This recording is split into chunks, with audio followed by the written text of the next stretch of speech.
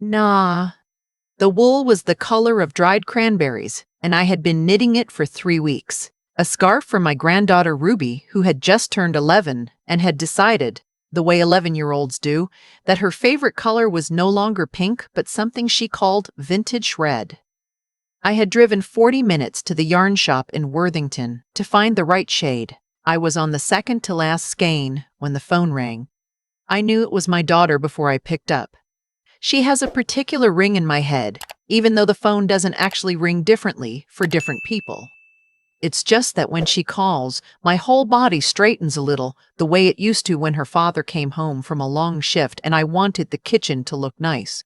"Mom, do you have a minute?" I set the knitting down on the arm of the recliner. My husband Edgar's recliner, technically, though he'd been gone 4 years now and I had taken it over without ever really deciding to. "Of course, honey. I always have a minute for you." There was a pause, the kind of pause where someone is choosing their words, which is never a good sign with my daughter. She picks her words the way her father used to pick out tools. Slowly, deliberately, making sure each one would do exactly what he needed it to do. "So, about Thanksgiving." "I've already started the cranberry sauce," I said, because I had. I had been simmering the cranberries with orange peel that very morning, the way my mother taught me, the way I taught my daughter when she was 8 and stood on a stool beside me with a wooden spoon almost as long as her arm. "That's actually what I wanted to talk to you about. Bryce and I have been thinking, and we want to do something a little different this year." "Different how?" "We're going to host. At our place. And we want to keep it small. Curated, I guess, is the word." Curated. That was the word she used. "Honey, I can bring the sides. I've already got the recipe out for the corn pudding your grandfather always—" "Mom." She said it the way you'd say it to a child reaching for a hot stove. "Bryce has been wanting to invite some people from the firm. The Halverson account is huge for him, and Mr. Solis. Halverson and his wife have agreed to come. So has Daniel Brennan and his husband. These are people who eat at restaurants where you have to know someone to get a reservation, and we just thought it might be best if Thanksgiving was adults only this year, and catered." I didn't say anything. I was looking at the cranberry-colored yarn and thinking how strange it was that I had picked that exact color when she was about to use the word cranberry against me without even knowing it. "Mom? Are you there?" "I'm here." "So you don't want me to come?" "Of course we want you to come. I just don't want you to feel pressured to bring food. The caterer is doing everything. It's a chef from Verlaine, that French place downtown, you remember?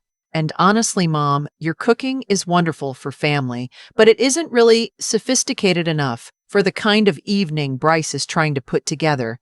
I hope that doesn't sound mean. I just want to be honest with you. I want to be honest with you. I have noticed over the years that when people say that, they mean they have already decided to hurt you, and they want you to thank them for it."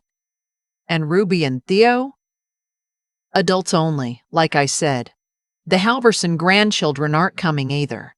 We've got Marissa coming over to watch the kids upstairs." Marissa was the babysitter. My grandchildren on Thanksgiving were going to eat chicken nuggets in a bedroom with a babysitter while my daughter served pheasant, or whatever the chef from Verlaine made, to a man whose grandchildren were also somewhere with a babysitter. "I see," I said. "You're not mad, are you?" "No, sweetheart. I understand. You're the best, Mom. I love you." "I love you too." I put the phone down. I picked up the knitting. I knit 4 more rows before I realized I had been counting wrong the whole time and the pattern was off by a stitch all the way back to where I'd started that morning. I pulled out everything I'd done and started over. That was on a Tuesday. I had 8 days. For 3 of those days, I did nothing. I did the regular things. I went to the grocery store. I picked up my prescriptions. I went to the Wednesday morning coffee at the Methodist church, even though I'm Lutheran, because the Methodists make better coffee and Pastor Joan doesn't mind. But I didn't think about Thanksgiving. I didn't take the turkey out of the freezer. I didn't pull the recipes from the box on top of the refrigerator. I let it sit, the way you let a bruise sit before you press on it to see how bad it is. On Friday, I was bringing the trash bin back from the curb when I saw my neighbor Walter coming out of his garage with a bag of birdseed. Walter is 76, a retired postal worker, lost his wife Connie about a year and a half before I lost Edgar. He's got a daughter who lives in Phoenix and a son in Maine, and he sees them maybe twice a year if he's lucky. We've been friendly ever since I moved into this house 26 years ago, but it was the kind of friendly where you wave from the driveway and ask about each other's gutters. "Afternoon, Maeve," he said. He's the only person who calls me Maeve now. Most everyone else uses my full name, Mavora, or something shortened that I never picked. Edgar called me Maeve, and Walter heard him say it once at a block party in 1999 and just started using it himself. "Hi, Walter." He stopped halfway up his driveway. "You look like you're carrying something heavy, and it isn't that trash bin." I almost lied. I almost said I was fine. But I was tired, and the wind was cold, and I hadn't talked to anybody about it. "My daughter doesn't want me at Thanksgiving." He set the birdseed down on the gravel. "Come again?" So I told him. The whole thing. The catered chef from the French place, the adults-only rule, the grandchildren being banished upstairs with Marissa, the word sophisticated. I cried a little, but not in a way that made me feel embarrassed, because Walter just stood there with his hands in his pockets and waited until I was done. "Well," he said when I finished, "that's about the most foolish thing I've heard in a long time." "You think?" "I know. The Halverson account. Lord, some folks lose track of what matters and they don't even notice they've done it until it's already gone." He looked at me for a long moment. "What are you going to do?" "I don't know." "You got a turkey?" "I have a 22-pound turkey in the deep freeze that I bought when they went on sale 3 weeks ago." "That's a lot of turkey for one person." "Yes, it is." He picked the birdseed back up. "You know, Connie used to say there was always room for one more at the table. Drove me crazy sometimes. We'd sit down to dinner and she'd have invited the meter reader. She sounds wonderful. She was a pain in my neck and I miss her every day." He smiled a little. "Listen, I don't know what you're going to do, but I'll tell you this. If you decide to cook that turkey, I'll come. And I'll bring something. I make a decent sweet potato thing, Connie's recipe, with the pecans on top."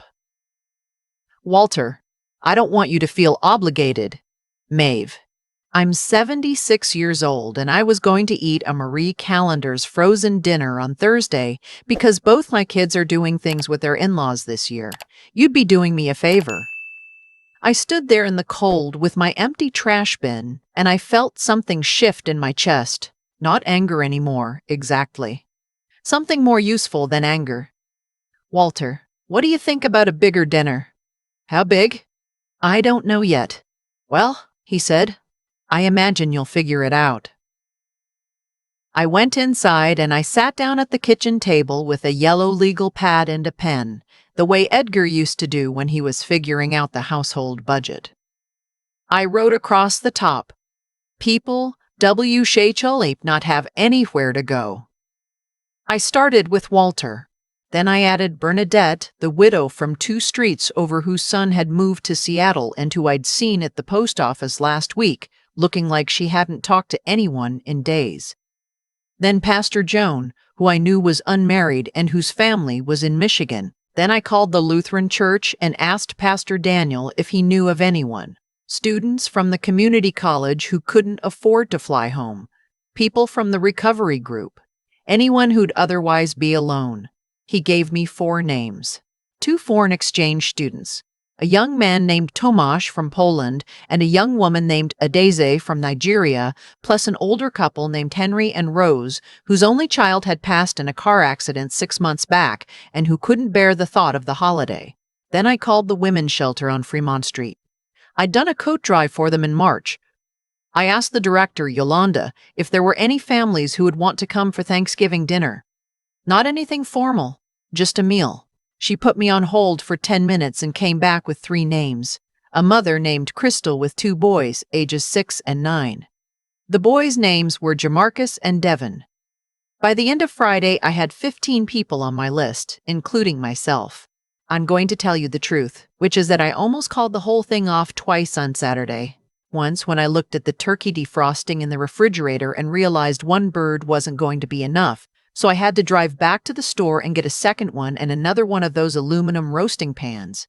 And once when I was lying in bed at midnight, thinking about how I didn't have enough chairs, and how my dining room only seats 8, and how everyone was going to think I was a foolish old woman. But then I thought about my daughter saying curated, and I thought about my grandchildren eating chicken nuggets upstairs while their mother served foie gras to a man named Halverson, and I got out of bed and went down to the basement and started bringing up Edgar's old folding card tables.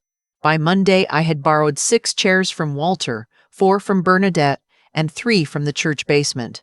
By Tuesday, I had brined both turkeys in the 2 coolers I borrowed from my neighbor on the other side, a young couple named the Whitakers who were going to her parents for the holiday.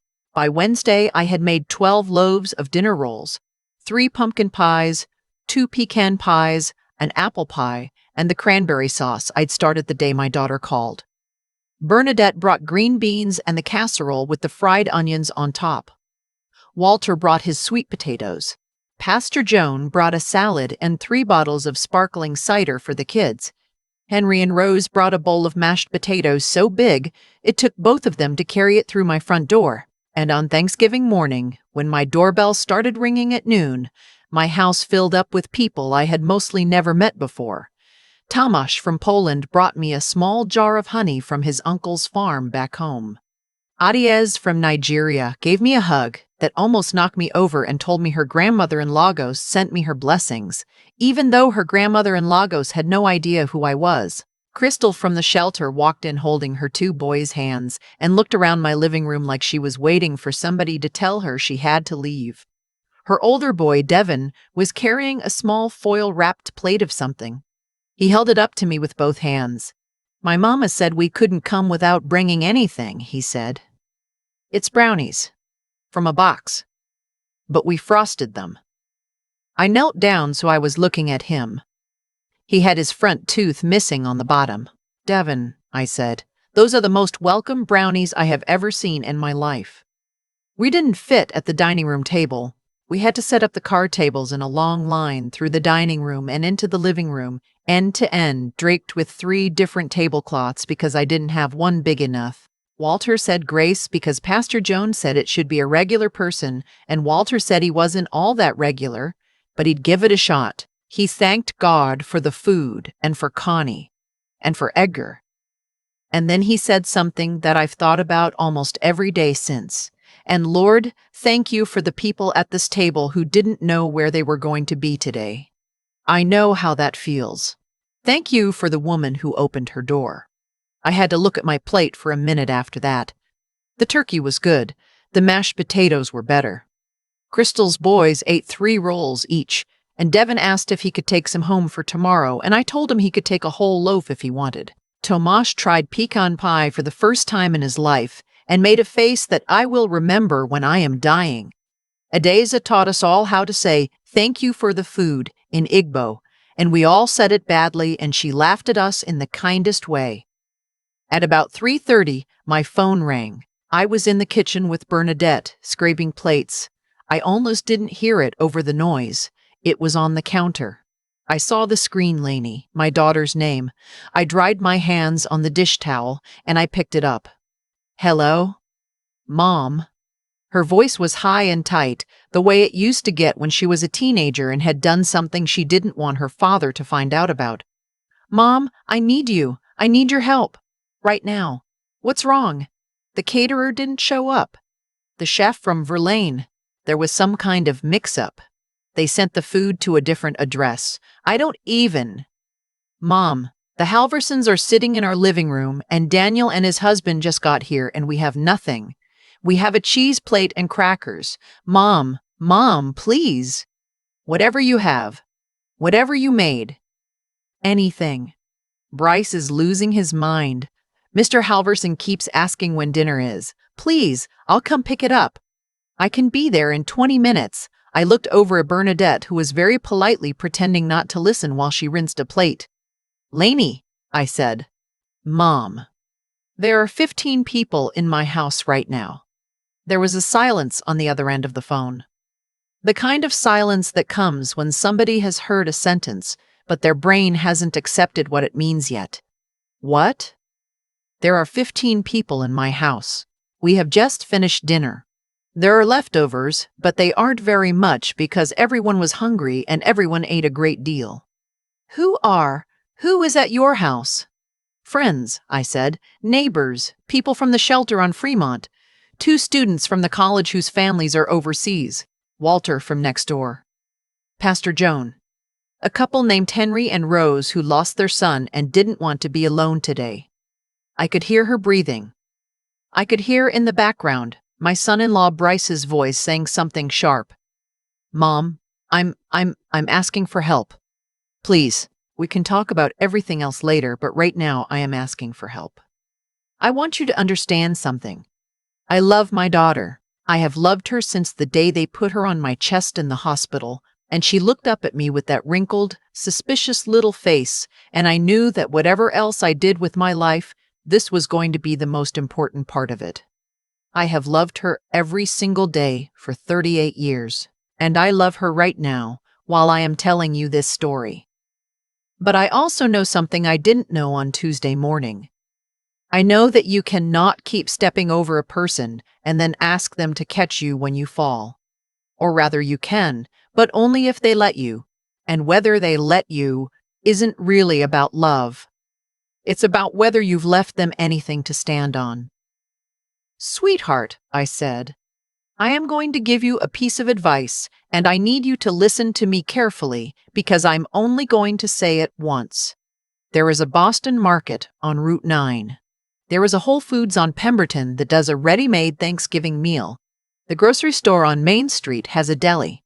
Any of those will be open or have something. Bryce has a credit card. Use it. Order whatever you can. Apologize to your guests. Tell them the truth, which is that the caterer made a mistake. People understand mistakes. Mom and Lainey. I want you to know something else. Ruby and Theo are welcome here. Right now, if you and Bryce want to bring them by, they can have a plate and they can meet some new people. And Devin and Jamarcus from the shelter are about their age and would probably love some company. You want me to bring my children to your house. I want my grandchildren to your house Thanksgiving dinner with people who are happy to see them. Whether that's at your house or my house is up to you. She was crying now. I could tell. She was crying the way she cried when she was little and didn't want me to know, holding her breath in between so I couldn't hear the hitch. I have to go, she said. I love you, sweetheart. I'll be here. She hung up. I went back to scraping the plates. Bernadette didn't say anything for a long minute. Then she said, Honey, you've got steel in you. I don't feel like I do.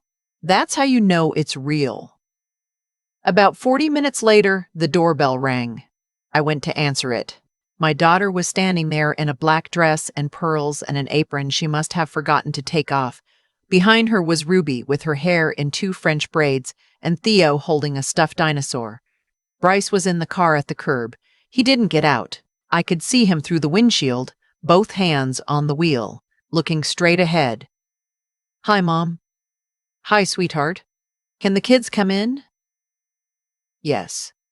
She knelt down and hugged Ruby and Theo and told them she'd be back in a couple of hours. Theo's lip wobbled and Ruby took his hand and said it would be okay. Lainey stood up and looked at me for a long time. She didn't try to come in. I didn't ask her to. I'm sorry, Mom, she said. I know. I don't know how to fix this. You don't fix it tonight. You just start by telling the truth and not making it worse. She nodded. She wiped her eyes with the back of her wrist, the way she used to as a kid. Then she turned and walked back to the car. I brought the children in. Devin and Jamarcus made a place for them at the card table. Walter pulled up 2 more folding chairs from the basement, and somehow we made it all fit. Ruby ate 2 helpings of stuffing, and Theo fell asleep in Pastor Joan's lap with brownie frosting all around his mouth. Tomas and Adaeze taught Ruby how to say happy in Polish and Igbo, and Ruby taught them how to do a TikTok dance that I did not understand, but everyone laughed at. I learned later, much later, what happened at my daughter's house. The Halversons left. Mr. Polma.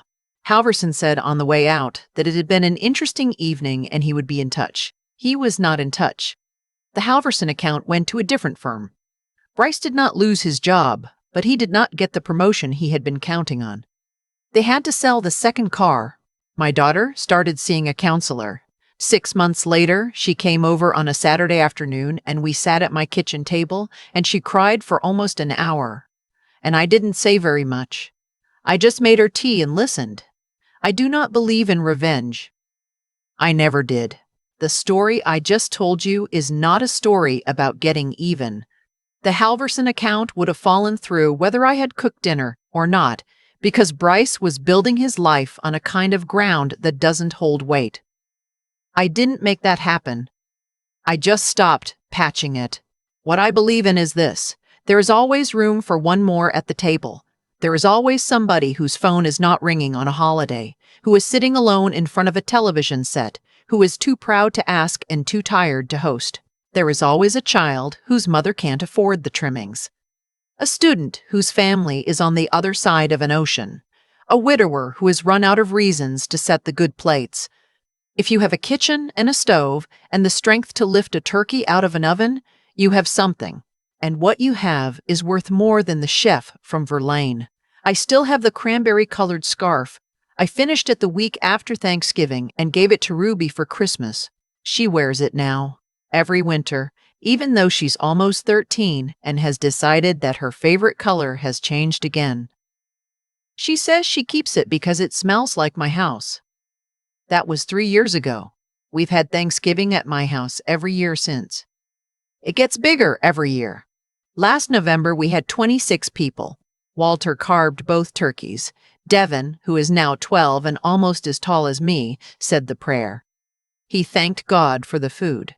He thanked God for his mama, who has her own apartment now and a job at a dental office. He thanked God for the brownies because he still brings brownies every year, though now he frosts them himself.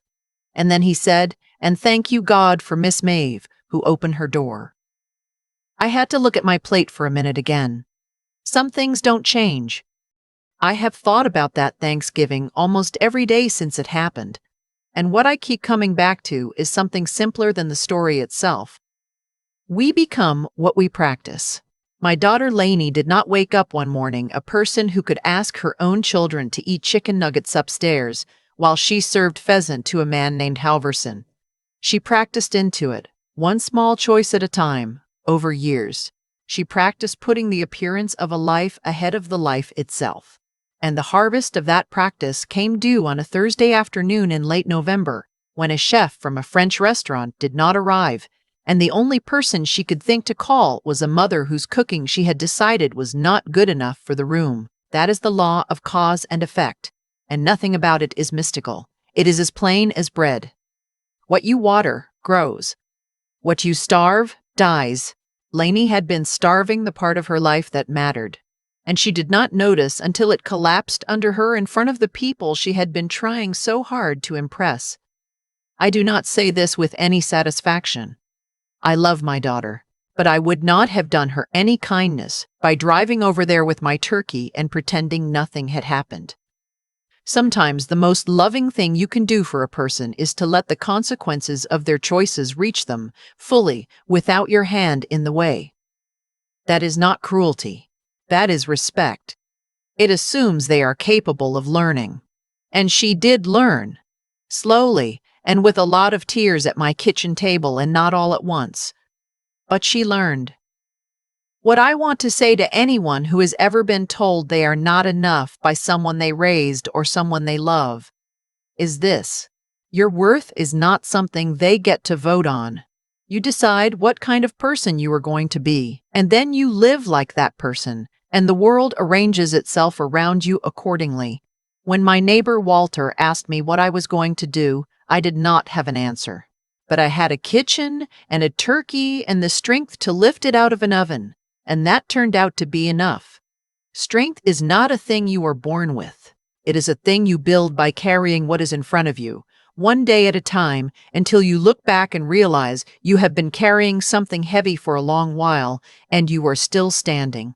And little Devon, who is 12 now and almost as tall as me, taught me something I did not expect to learn at 68 years old.